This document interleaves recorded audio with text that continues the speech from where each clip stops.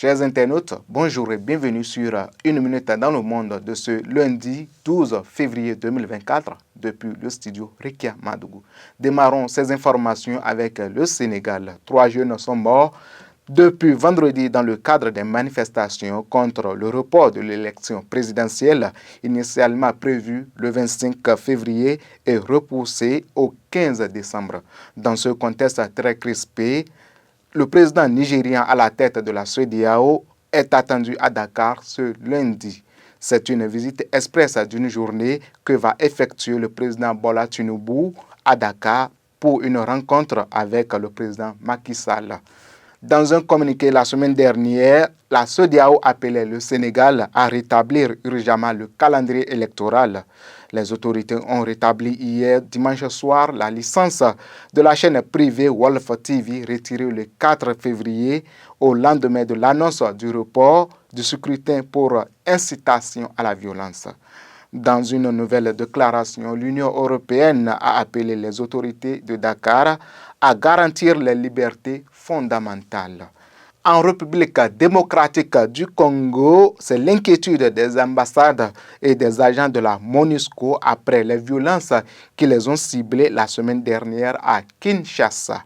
Répondant à l'appel de 2 prédicateurs proches du régime, des protestataires ont dénoncé le silence et la complicité de la communauté internationale face aux violences des groupes armés dans l'est du pays. Les autorités veulent rassurer les diplomates avec des dispositions sécuritaires.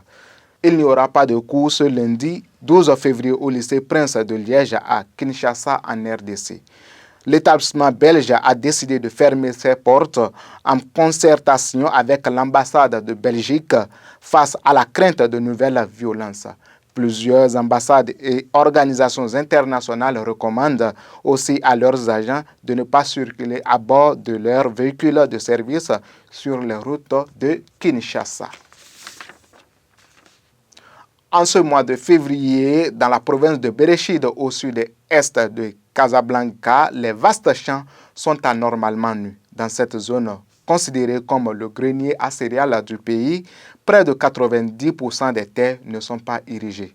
Depuis janvier, la pluviométrie dans le royaume est en baisse de 44% par rapport à janvier 2023. Le niveau des barrages est anormalement bas et fait craindre des pénuries d'eau quand la température, elle, a augmenté de 1,8 degré par rapport à une période allant des années 1980 à 2010. Une catastrophe sociale et environnementale. Pour les agronomes, c'est tout le modèle agricole du pays qu'il faut revoir de fond en comble.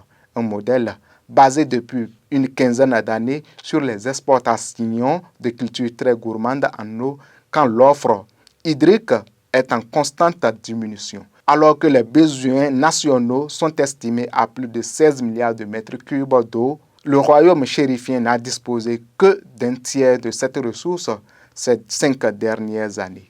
Information sportive pour terminer cette session d'information. La Coupe d'Afrique des Nations 2023 a connu son épilogue hier soir. Les éléphants de la Côte d'Ivoire ont décroché leur 3e titre de champion d'Afrique en renversant le Super Eagles du Nigeria 2-1 au stade Alassane Ouattara d'Ebimpe. Sporteurs et anciens joueurs ivoiriens se sont évidemment succédés pour célébrer le titre de leur équipe au bout de cette CAN.